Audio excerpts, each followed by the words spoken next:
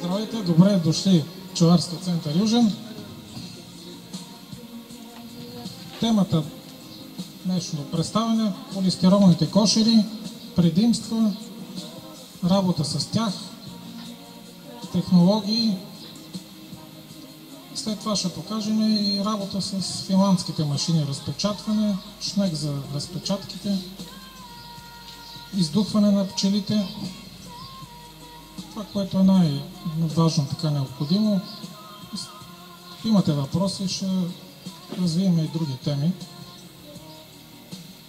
Полистиролните кошери, които внасяме, виждате, произведени от Финландия. Това е специален полистирол за хранителни цели. Нищо общо няма със строителния. Със сертификат има по европейските изисквания.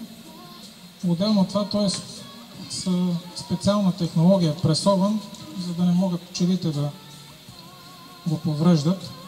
Значи тук за специално, после всеки, който иска, сме срязали един, за да видите каква е плътността. 100 кг на квадратен метър. Значи на циркуляра както дървото, даже по-трудно се реже, за да може да е устойчив. Това му е едното от големите предимства и разликата. На пазара има други такива полистиролни кошери. Например, тия на полската фирма, които само отвънка полистирол е втвърден, а вътре са обикновен мек полистирол, който след време се показва недостатъците. Предимствата са много и за пчелара, и за пчелите. Значи тук от Финландия съм донесъл.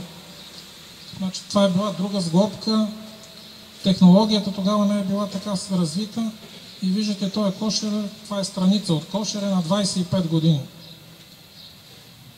Тогава не са имали тия жълтите, които са, където лежат рамките, жълтите пластмаса, и въпреки това съвсем леко е подал стилиопора.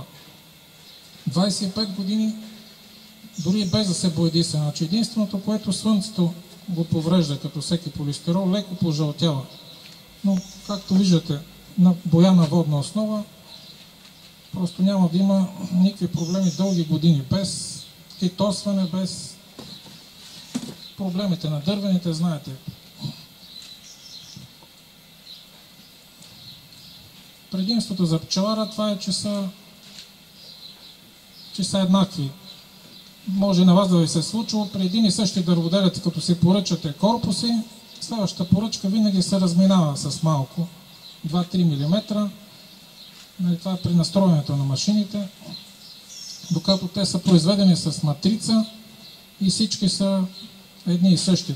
Тая година, следващата година всичко ще бъде еднакво и няма да има проблем при работа, да надграждат мостове и така нататък. За лекотата при пчеларите всеки се е сблъскал проблема, пълен корпус или магазин с мед, ако трябва да се носят, да се прехвърлят, проблема с кръста и така нататък. Но най-важното е, че е много добри условия за пчелите. Пчелите са най-важните. Създава вътре специален микроклимат, при който пчелите се развиват оптимално, без да се влияят от външните условия. Значи от Финландия, където се произвежда, там е много голямо значение зимата, понеже там 6 месеца има сняг, температурите до минус 40 и зимата е много важна. Но сега, поне сме тук, се оказа, че в България зимите са меки и особено голямо значение се показват преимуществата сега лятото. Примерно Плевенския регион сега е 40 нагоре. Аз имам и дървени, и стереопорни. Дървените отпред вентилират, висят на брада, знаете, всеки в големите жеги, докато тия никаква промяна. Летат си, носят си мед и ефектът е, после се вижда вътре в магазините. Освен това, той, понеже е специална повърхност, никакви бактерии не се задържат по него. Той нито приема, нито отдава, нито вода, нито просто нищо. Той е толкова твърд и гладък. А знаете, дървото от цепнатини във ъглите трябва да се обгарят, нали, старите кошери, винаги това е източник на бактерии, на зарази, докато тук е нулева. И по този начин се и поддържат. Само с пароструйка, примерно, ако разполагате, да с силна струя, всичко отвътре се сваля и се почистват. Поддържа се хигиената, което е много важно. Сега самото устройство на кошера, това, което е дъното с мрежата.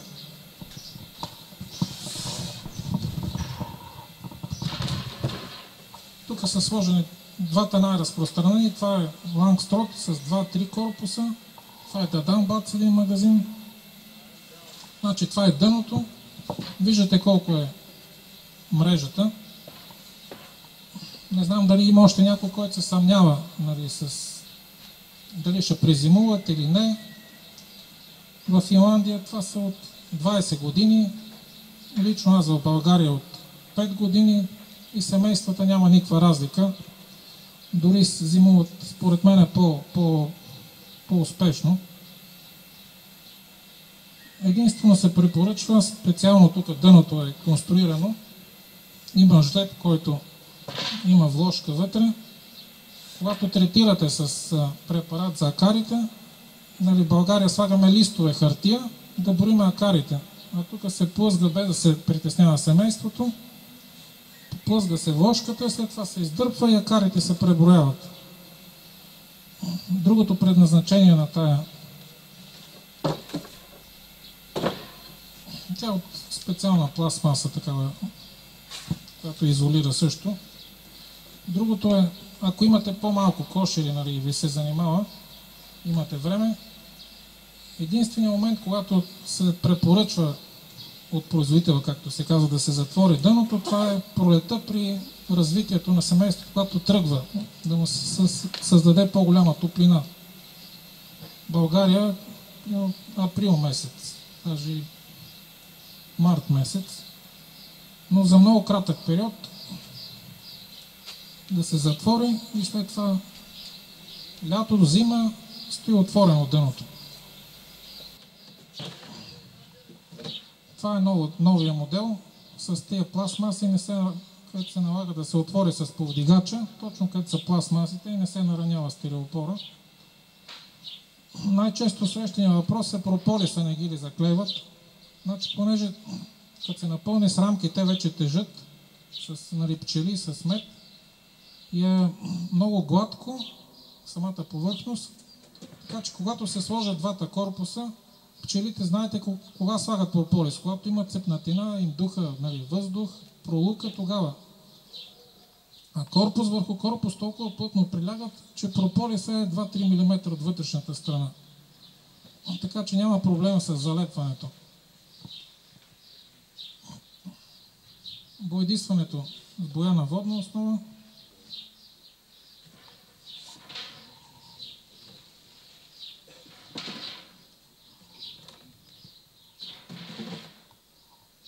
Значи, другия важен елемент, това е хранилката.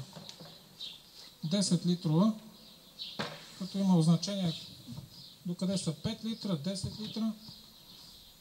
Най-доброто е този плексиглас, който може да наблюдавате пчелите как консумират. Дали това е показател, дали как приемат сиропа. И другото, което е при нозематозата, знаете, че тогава се дават в сиропа, вие като ги видите вътре, това ви е признак, нали, че нещо има, нали, нередно с семейството, да вземете мерки. Капака, това е за течната храна, а капака е пригоден специално за твърдата храна. Има място, където да се сложи зимата и пролета. Капака има специални места тук за стягане с ремък.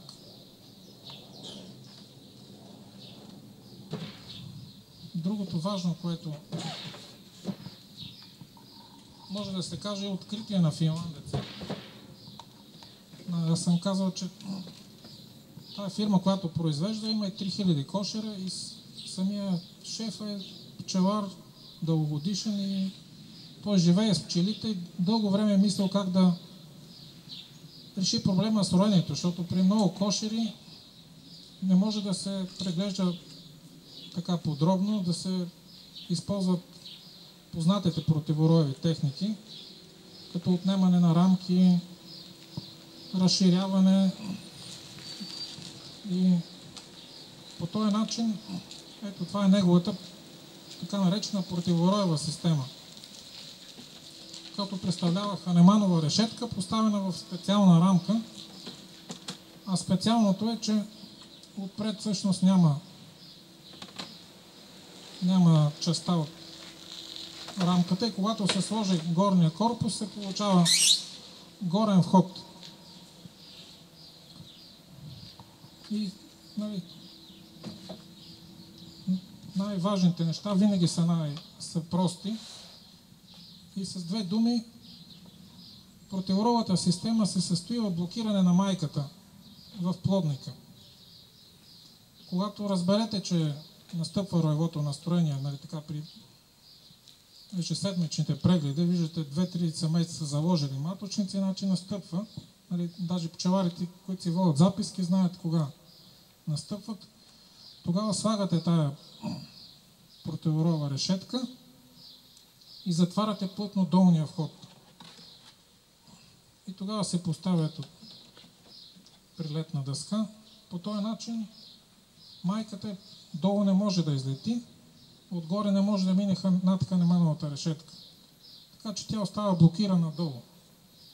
Пчелите бързо се ориентират на входа. Обикновено в Финландия поставяме малко клонки и трева и те за един час вече се влизат горе. Тия, които обслужват майката, те слизат долу, носят за нея нектар, прашец, а всички останали пчели отиват нагоре и носят стоковия мед. Така че само трябва да се слагат вече магазини нагоре. Единственото неудобство при тази система е, че търтеите остават долу, не могат да минат. Но при 7-10 дена при преглед, когато махнете решетката, търтеите излитат. След като приключите прегледа, за следващите 7 дена те са излюпили новите и стоят и чакат тук на решетката. И затова като премине роевото настроение, отваряте долу, само това. И вече търтеите се литат. Нагоре се продължава медосбора. А вътре какво става с семейството? Аз съм говорил с доценти, с професори. По така пчеларски казано, майките се разбират какво става, защото семейството се изпада в роево настроение, залага маточници, майките се излюпват, но като не може да излети старата, и в един момент те са спрели да хранят майката, за да излети. Пчелите по техния си начин усещат, че трябва яйца, трябва да продължи жизненият цикъл. Виждат, че майката стои вътре и почва да я хранят. И цикъл започва отново с яйценосенето и майките вече се убиват, малите майки. Аз съм забрал някой кошер да го гледам и след месец отваряне на дъното съм намирал по 5-6 майки убити и яйцата майката наново почнала да носи и натрупал 3 магазина с мед. Това е без никакво гледане. В противен случай щял да излети. Знаете, семейство, което се рои, нито мед, после целият труд е отишъл на празно. Това е накратко с противороевата система. Много удобна, значи само слагате, затваряте, отваряте горен вход и това е.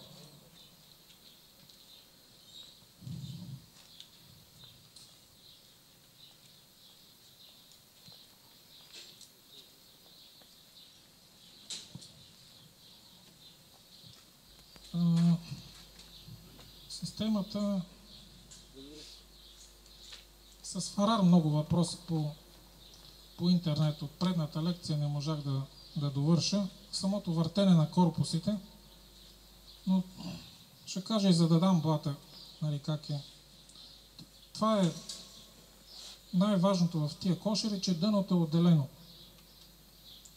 И позволява всякакви въртенията с цел да се стимулира семейството, да може повече майката да запълва рамките, центрофугираните рамки.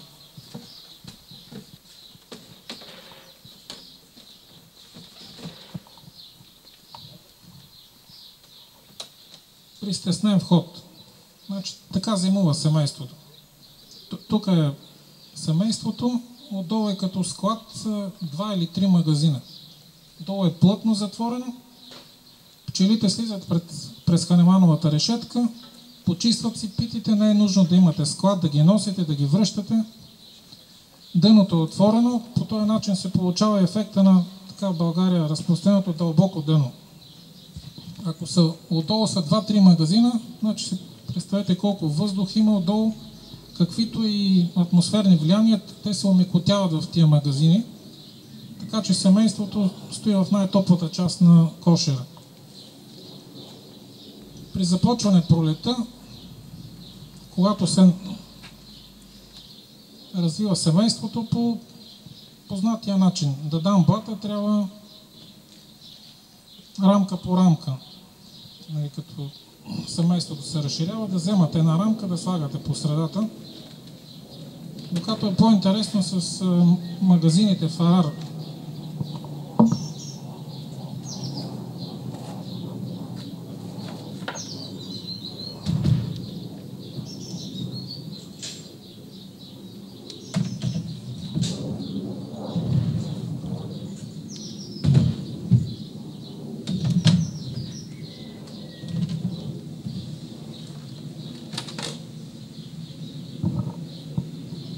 Аз гледам тази система в Плевенско. Така зимуват. Плодника е на 2 магазина. Отдолу 2 или 3 са медовите магазини. Семейството е тук, като единия корпус целогодишно стои с мед. Значи това е на Фарара най-важното и най-голямо значение за семейството.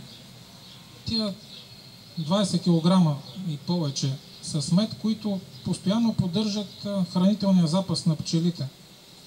Знаете, че има там като зависимост от минимум в хранителния запас, хранителните запаси на пчелите, под 5 кг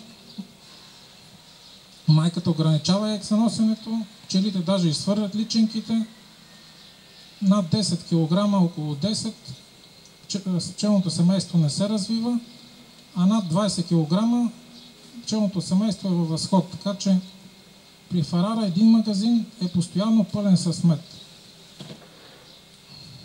Пролетта семейството се е качило горе. Правим първата ротация. Слагаме майката отдолу, а следващия майката минава в семейството с пчелите, отгоре тук, където са били. Той е празен вече, са изяли меда и наливаме 2 пъти по 10 литра инвентиран сироп, да се напълни техния медови запас. Това ще е целогодишно, се стои така, с това ще се зазимат.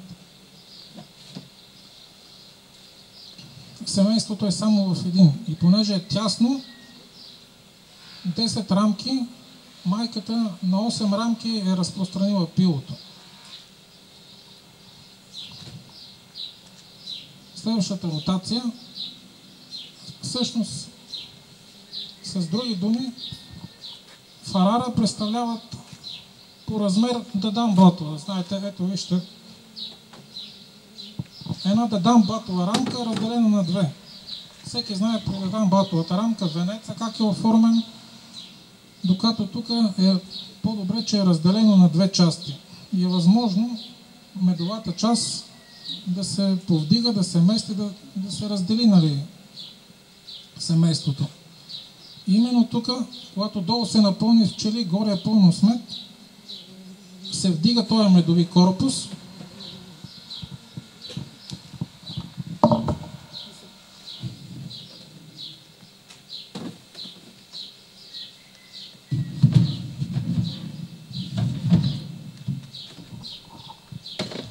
Значи долу си е магазина, тук е семейството, това е медовия запас. Когато се напълни с пчели, тук е пълно с мед, надига се меда и се слага празен отдолу, който се взима, празен магазин. Ето това е най-важното. В този момент се дава на майката цял Дадан Батов като пространство. Два магазина. Майката веднага се качва. Тук горе също има пчели, които има и мед, но има и пчели. Така че в пашата влизат с 3 магазина пълен с пчели. Това е гаранцията, за да може да извадите мед. Ако майката е слаба и не се качи горе, нещо е стара, изхабена, просто от този кошер не може да се очаква добиви. Същото като обемо, значи там учените са казали, че пчелара управлява семейството чрез обема на кошера по този начин. Като му дава пространство за развитие и съответно зимата го стеснява. Значи ето вижте, трите се равняват на 2 лангстрота. Нали, който се занимава с другата система лангстрот, преди пашата трябва да са напълнени двата корпуса с пчели, за да може да се очакват някакви добиви. Когато дойде пашата, последната ротация, която се прави. Значи ето, тук са двата магазина с пчели, това е постоянно с мед, долу е магазин. И се прави последната ротация преди пашата.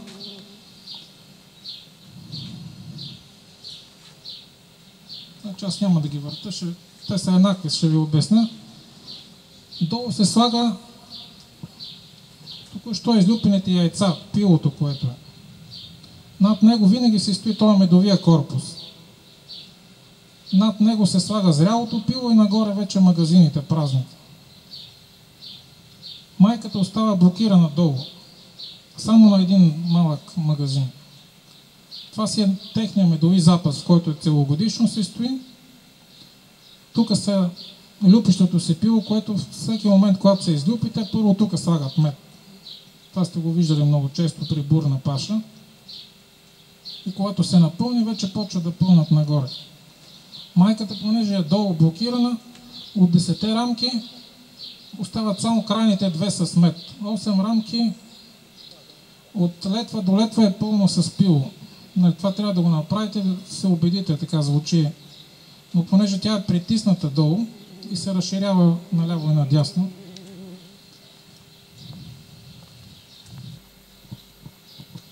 значи взимала на един корпус семейството, като се развие, слагате втори корпус, майката веднага се качва горе. И преди пашата, ако имате време, един път ги завъртате и майката да се качи горе пак. И тук също трябва да се хранилката да играе роля, да се налива, да се оформи голям венец, за да се оформи, който е техния медови запас.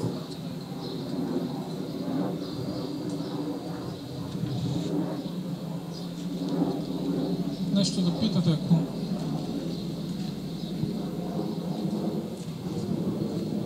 Казахте за парара, че винаги стои пълен. Според мен го ли вземат пчелите да се изпразнят? Пролета подхранвате задължително. За да не вземат от Значи пролетът, в началото на пролета, те се сконсумирали от него. Затова тогава се наливат 10-15 литра, за да се напълни.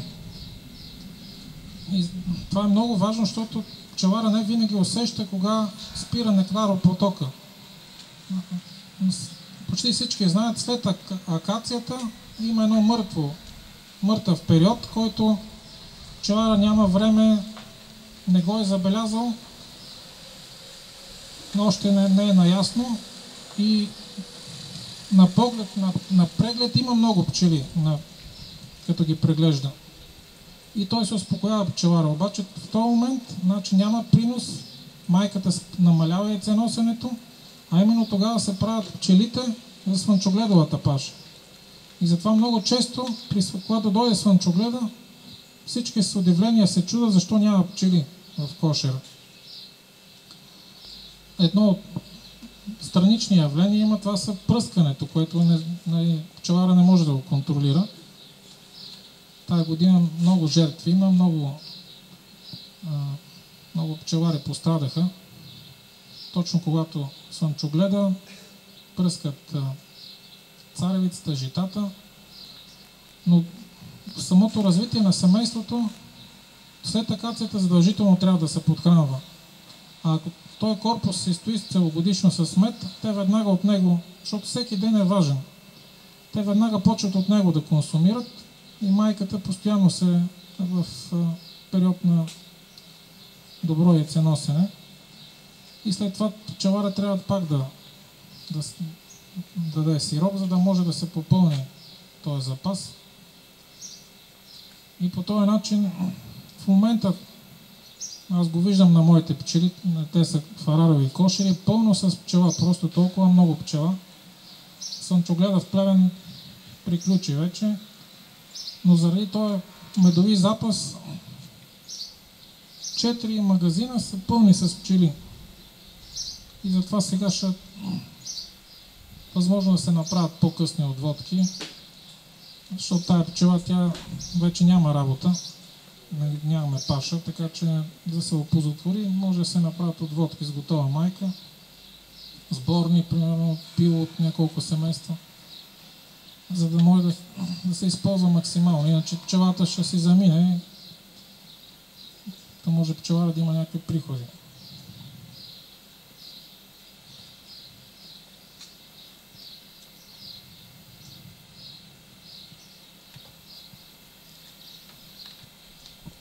Значи, това е начин, на който ви казах тук в България, в Финландия е по-различно. А пък начинът, който ви казах, това е за Плевенска район. Всека район е различна ситуацията. В Добруджа, покрай морето, при вас тук, така че всеки пчелар трябва да си направи негова такава теория на пчелоотглеждане, като се консултира с колеги. Това е много важно, да общувате помежду си по този начин, защото никой не е... Пчелите знаят най-добре, така че няколко мнения на пчелари се достига до най-добрия извод. Това съм го виждал на живо. Работих в Гърция на остров Крит. Там веднага ми направи впечатление, че усвояват много добре еврофондовете. И обаче системата е двама най-силните пчелари в района с голяма база, при които наемат работници, българи естествено. При тях беше нещо като база, като средище, при което сутрин идваха примерно около 10 на пчелари, коментираха какво трябва да се прави следващата операция за следващите дни и всеки дава различно мнение и накрая с консенсус достигаха до вярното. Защото на всеки пчелите са различни, примерно в радиус от 50 км и накрая достигаха до извод, взимаха решения, най-правилно какво да се прави, каква операция с кошерите. Отделно, това е мисълта, че трябва да се събирате, да обсъждате. Отделно, вече това е следващия етап, в Гърция поръчваха захар, един цял тир, на ниска цена, идваха в базата, нали, както е тук при Тодор, с мотокара, сваля се захарта и вече всеки пчелар, колкото се е заявил, плаща си го, но на ниската цена, която е на едро, и оттам си го носи до личния пчелин. След това пък обратно, когато меда е инцентрофугиран, носят го в базата, събира се цялото количество. Тук вече трябва да има и доверие, че никой не използва антибиотици, лекарства.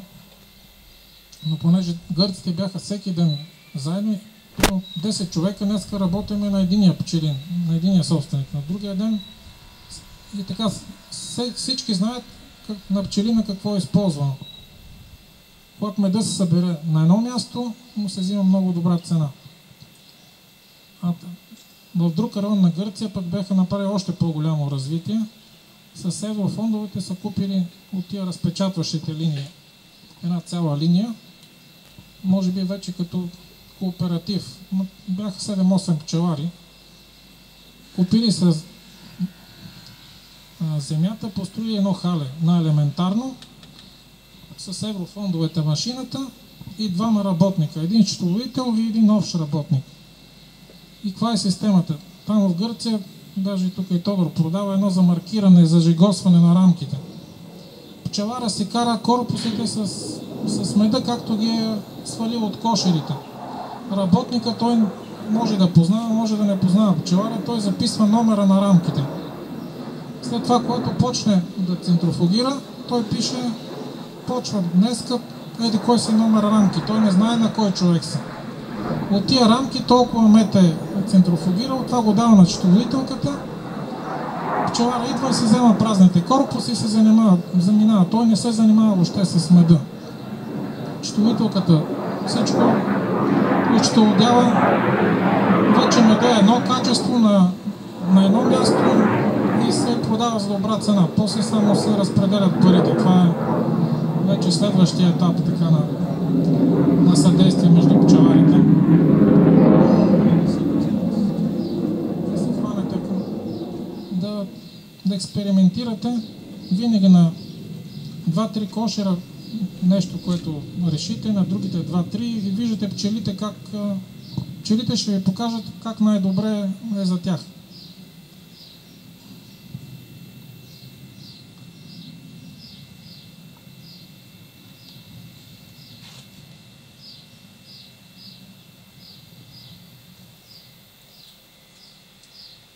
После ще ви покажем вътре с разпечатващата, началото на точната линия, разпечатваща машина с шнека. Това е за всеки един пчелар, който иска да напредва. Началото на поточната линия, разпечатващата машина, която освобождава много време, енергия, много производителна и по този начин се освобождават пчелара се освобождава от тежката физическа работа, за да може да поддържа повече кошери. И тук може да преминем към това, че трябва инвентар за едно развитие на едно стопанство. Вече ако е решил пчелара да стане професия, да се издържа професионално пчеларство, значи почва се с кошерите, но след това трябва, поне за България, трябва подвижно пчеларство. Стационарното 2 пъти по-малки добиви. Много са малко местата в България, където стационарно може да се извадят големи добиви. Едно е в селото да са кошерите, друго да са на ръба на блока. Примерно 5000 декара отляво, отдясно, в различен етап на цъфтеж. Така че подвижното пчеларство е една предпоставка за 2-3 пъти по-големи добиви. Обаче те са навързани нещата при много кошери. Следващия етап това е разпечатване и центрофугиране.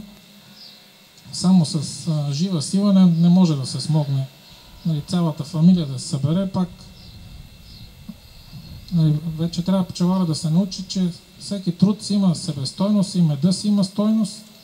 Така че труда на близките, той не се заплаща, но това е до време. Всичко си има някаква цена. Затова следващия етап са разпечатващите машини. Една разпечатваща машина дава предпоставка за голям скок в развитието. Значи капацитета на разпечатване е 5 рамки за 1 минута. И то перфектно разпечатване. Няма нужда от ръчна работа. Така че пчелара много бързо обработва, т.е. центрофугира питите и оттам може да отглежда повече пчелни семейства. Това е практиката, която има колеги, които достигат едно ниво от 500-600 кошера с много труд, с много хора и когато направят стъпката да купат една разпечатваща машина. След това почват веднага от 500, така в неформален разговор, да правят планове за 1000 кошера. Това е нормално така да. Защото виждат колко леко върви. Един колега в Дунавския район, когато разпечатваха на ръка, жената, бабата, всичките там, семейството, когато купи тая цялата линия, мисля, че 13 годишно момиченце, дъщеря му 15 тона само на тая машина. Значи, вижте каква производителност. Като тук всичко е автоматично, значи родителите само носят от пчелините корпусите, тя ги слага и вече те тук си тръгват. Има помпа, само трябва да се махнат празните корпуси, рамки да се сложат в това. Едно малко момиче обслужва 15 тона, знаете на ръка колко много работа е. И оттам вече почват плановете за 1000 кошера и това е развитието. Това е, като се направят 1000 вече за цяла сграда, помещение, разширяване. Това е професионалното, това е на запад.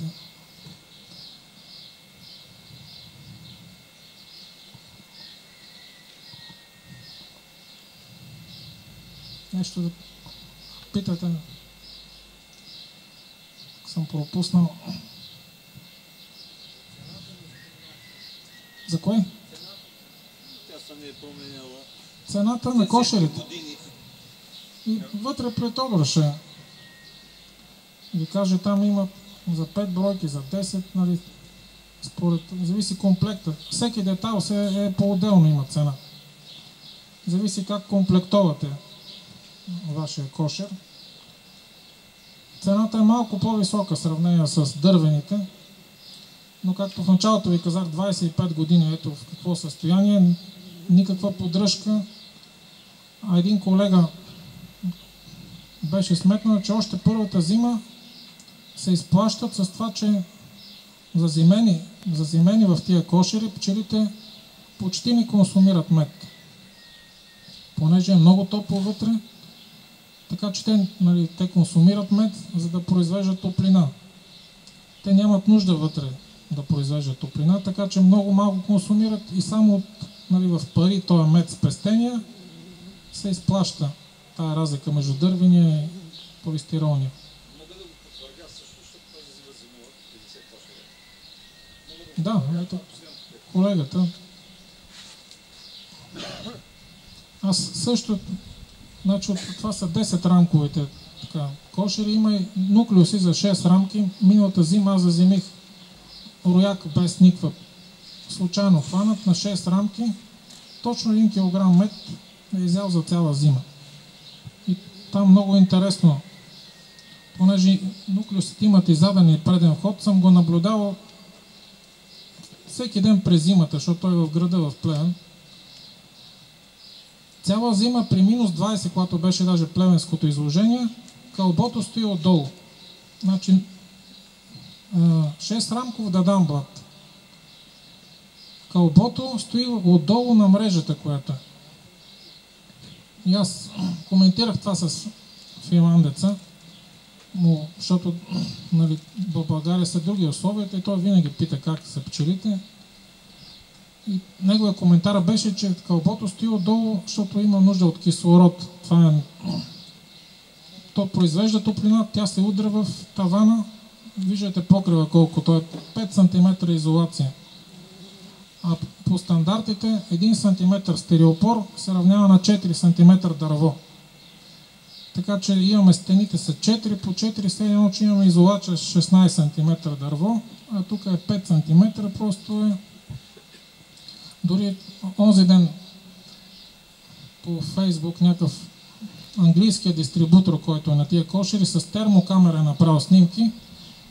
Аз го пуснах на Фейсбука на Пчеларски център Южен. Значи той има стереопорни, пластмасови, може би като тия турските и дървени кошери. И с термокамерата се вижда как Дървения кошер е червен, той отделя топлината, след това пластмасовия леко синее и той е въобще нищо. Стереопорния навънка никакви загуби на топлина. Това се оказва за пчелите много важно за призимуването. Ви казах България, пък за лятото. Просто като напече 40 градуса, аз имам случай, ми се стапят вътре рамките, потича мед. Толкова много топло. А тук няма проблеми в стереопора. Така че цената, всяко качество си има цена. Това е. Както и машините. Може да кажем, че те са най-скъпи от предлаганите на пазара. Има полски, италиански, но мога да кажем, че това е Мерцедеса на машините. На машините. Те са много модели, много за всеки една рамка, автоматични. После вътре ще питам. Има ли някакви каталоги? Има, да, вътре има. Има, да. И най-вече интернет, там има цялата информация, има снимки. Това е добре, че всичко е взаимно се допълва. Може да се купи този първи елемент, разпечатваща с шнека, което е. След това да се купи центрофугата, следващата година, след това свързващото звено и накрая рамките. Тоест наведнъж може да не се дава толкова пари, да се купи на детайли. А това тук са снимките за стереопорните кошери за доказателства на качествата. Това тук е от Австралия тия. Виждате тия дървета. Това е червената земя в Австралия.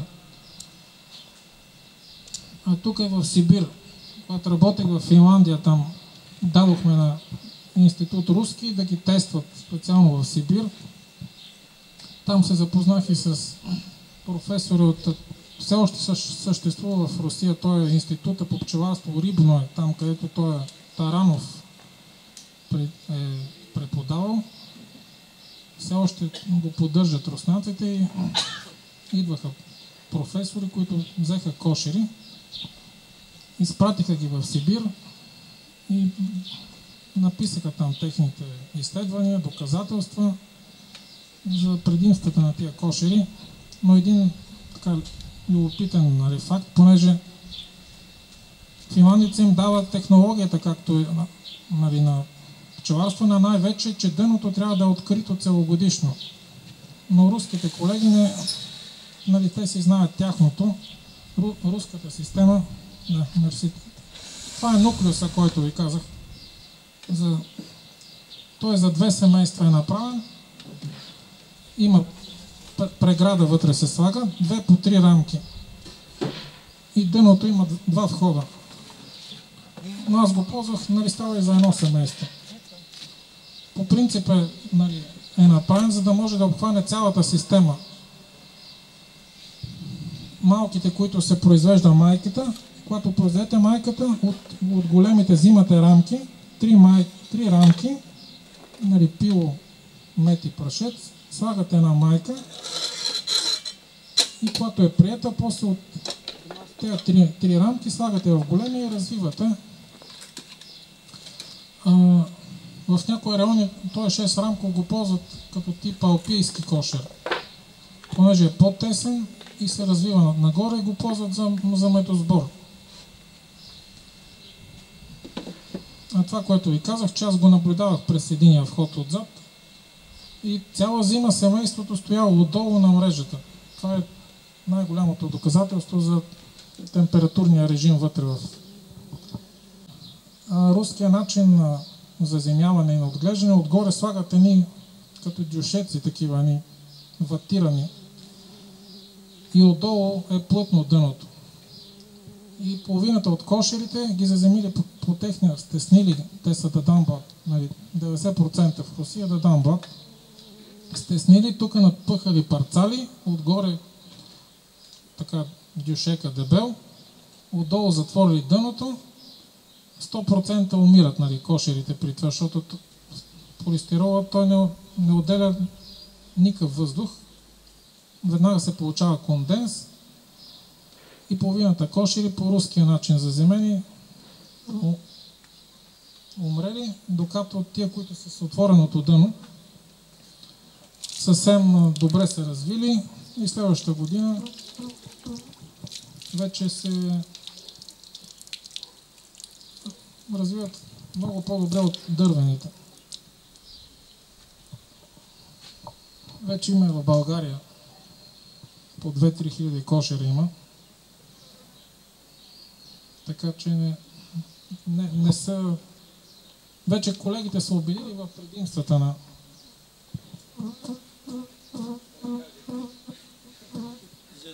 Нещо недоволна.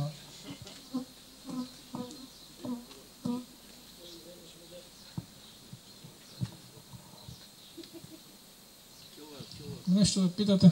Друго. Коментирам едно по-отекчение, влизат отвътре и го изземат това прополис. Аз съм пробвал. Ами има го и това, но не... То не се натрупа, там е пълно с пчели, които взимат това прополис отгоре и след това се вземат. Те го взимат, не е толкова масово. Нали, има кръци, естествено, но не е чак толкова. Събира се прополиса. Ето, по размер тя влиза точно тук.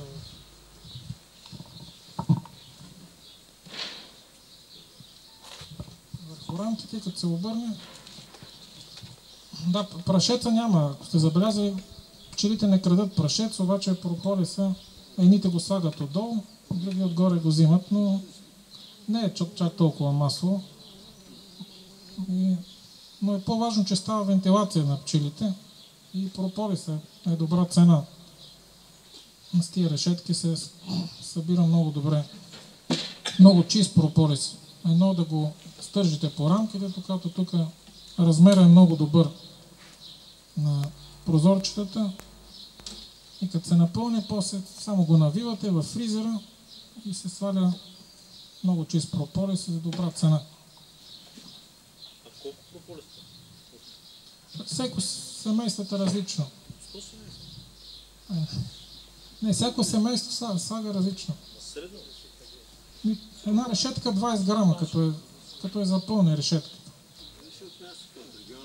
Някои семейства въобще не слагат. И затова взимам пълната решетка, слагам на това слабото семейство, но от него слагам на някой замазват постоянно. Но като се напълни решетката, 20 грама, нали, като се свали после. Една пълна решетка. Как ще коментирате неоклейването на тази вентилационна решетка на дъното, след като на даден блат има една кръгла решетка, постоянно е замазана? Ами, защото е по-голяма. С това е тази, която е. Успяват да я запушат или не им трябва? Не знам, не. Получава се някакъв друг ефект, който наистина не я замазват. Нали? Аз, ето ви казах, старите да дам батови кошери с малките отвори, там са... Ама малката е оклеена фул. Има значение и размера на мрежата, на прозорчетата. При постидна мрежа също е замазват. Явно той е размер на мрежата и той затова е подбран, за да не го запрополисяват. Самия размер, то 2/3 от дъното е отворено и самия размер на мрежата. Съгласен съм с вас, не пренебрегваме ли така изискването на самата пчела? Ами, щом се чувстват добре, значи добре се развиват. Не казвам това. Този кошер, който показах, 25-30 години са. Там има един зелен, той е немско производство. Той също е... Значи, там са институти в Германия, те правят изследвания. Аз бях на една екскурзия в Швейцария. Там един от асистентите стоеше и броеше колко пчели излитат и колко катат. Там на минута засичаш. Там, значи, за да е точно този размер на дъното, те са правени опити и изследвания. Така че дебелината, за да е 4 см също, всичко не е случайно. И пак, ето, те изпращат в Сибир, за да видят там как е. При други условия постоянно всичко се развива. Това, което ви казах, тая пластмаса тук, това е нововведение от 2 години. Преди е било само стереопорът. Но за да може още по да се увеличи периода на използване, без нараняване, е сложена тая пластмаса. Така че и постоянно те търпят развитие. Значи, тук е една новина, може би за племенското изложение. Всички във Фейсбук сте виждали един кошер, който течат, меда тече само от кошера. С една ръчка така се отваря и отдолу с 2 тръбички меда тече, без центрофугиране. Не знам дали сте огледали австралийски. Видеото е австралийско, но финландската фирма вече са почти готови да го пуснат в производство. Последния разговор. Задействали се, каза, че патент има за Европа и аз му казах, първия кошер ще е тук за нас. Цената той ще е скъпичък, но той ще е интересен, защото там само си правиш прегледите и когато се напълни, само врътваш кранчето, както се казва.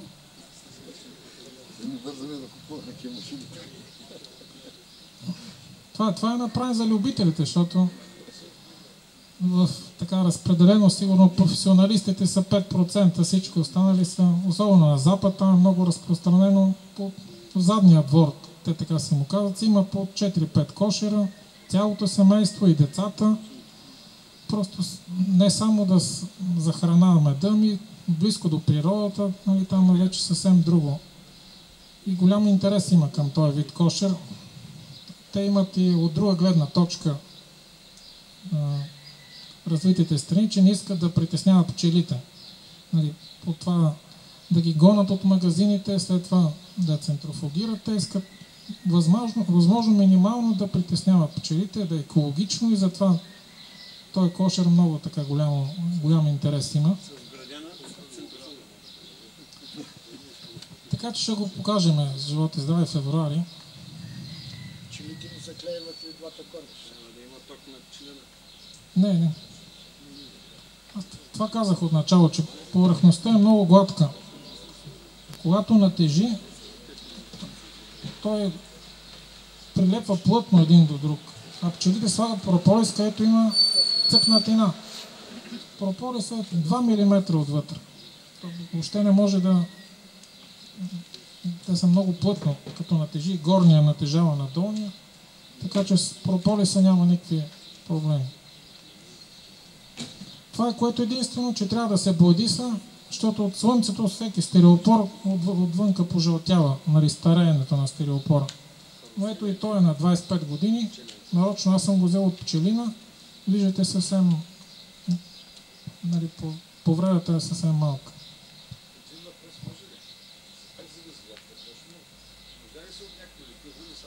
Лепило, да.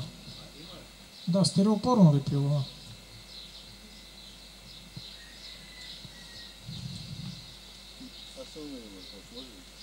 Не е ли проблем, че няма прелка? Има. Кошера няма прелка. Не, това е достатъчно. Тия Защото 3 см. с това на този труд пчеларством, като отворя горната малката прелка, отгоре излитат, отдолу кацата. Тук се отговарят с прашец. Няма ли, гледам тук дигнати, няма ли да падат долу? Ами не. Няма проблеми. Всеки като иска тук се слага нещо, съм виждал. Но няма проблеми с летежа. Защото няма проблем за кацата. Ами гризачите, като се дигне на стойка, и това, което забравих да кажа, че много е важно всъщност, върху рамките се слага найлон, обикновен такъв оранжериен, най-дебелия, който не е армиран, а прозрачен найлон. От една страна, за да не залепват капака, а другото, което е благодарение на този найлон, миналата година нито едно умряло семейство. Значи, знаете как се развива семейството, тръгва отдолу зимата, когато стигне догоре, тръгва наляво, надясно или пък отдолу някъде тръгва. По този начин с найлона може да го наблюдавате без да притеснявате пчелите. Само дигате капака и виждате. Щом не ги виждате, значи няма страшно, след като сте ги заземили достатъчно мед. Така че аз всеки месец зимата, като махна капака и ги виждате през найлона къде се намира кълбото. И съответно според това правите действия, които да го спасите, да не умрат. А именно, когато се покажат отгоре на найлона, значи е време за питка, слагате твърдата храна. Има случай, когато има мед, обаче кълбото е тръгнало в едната страна, от другата има 5 рамки с мед, той се е доближил до едната стена. Тогава много бързо, това финландеца ме научи. Там, между другото, преглеждали пчелите при сняг, при дъжд, при 3000 кошера, времето не е оправдание. Защото ако останем 1-2 дена, те се застъпват после операциите и всъщност ще останат кошери недогледани. Така че сме ги отваряли и при сняг, и при дъжд, и при минуси. И аз бях много шокиран, когато през зимата, януари, кълбото е в едната страна, рязко дига найлона, рамките са с оширения плътно една до друга, значи вадат се 2 или 3 пълни с мед рамки и с повдигача, както е тук кълбото на 4 рамки, цялото се натиска да дойде в средата. Тия рамки се слагат от другата и значи това двама човека го правят за една минута просто. Само докато се вадат, семейството не се притеснява. После 2 движения се натискат, премества се кълбото, слагат се от другата страна рамките и се затваря пак с найлона. И по този начин семейството е спасено. Иначе гаранция ще умре. Стигнало до едната стена, няма мед. Така че найлона е много важен. Отделно пролета, като сложите ръката отгоре, разбирате кога е почнало пилото. Веднага се усеща топлината, почват малки капчици, конденза, където се удра топлата вълна. Така че найлона, противниците му, нали, че ги задушава и така нататък. И благодарение на найлона, нито една жертва. Нали, всеки месец им се радвам, така къде са, така отляво, отдясно. Слагате питката отгоре, под найлона питката. Нали, найлона запазва температурата, размеква се тестото. Просто найлона е много важен. И най-вече от практична гледна точка, върху найлона пише каква операция е извършена. Няма нужда да тефтери и така нататък. Нали, има някои важни, примерно смена на майката, придадене нещо, което е важно. Нали. С един фломастер върху найлона си пишете и така знаете, нали, състоянието на семейството. Повдига ли се с нещо найлона или директно се слага върху? Директно върху рамките, директно. Не се слагат никакви лекички? Не. И те залепват за него, правят мостове и залепват.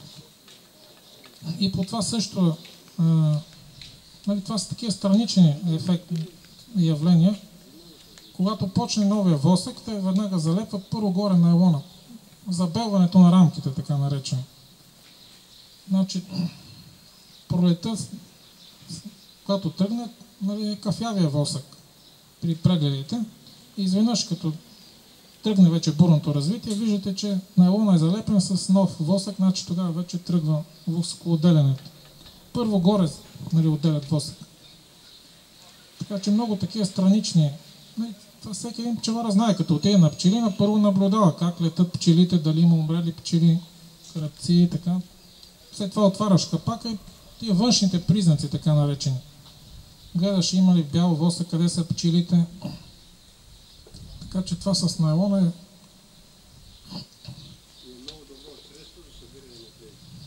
По него да. Това е за... Накратко, ако имате въпроси, след това лично може да преминем вътре към демонстрацията на ваденето на меда. Ако възникнат въпроси, ще отговорим.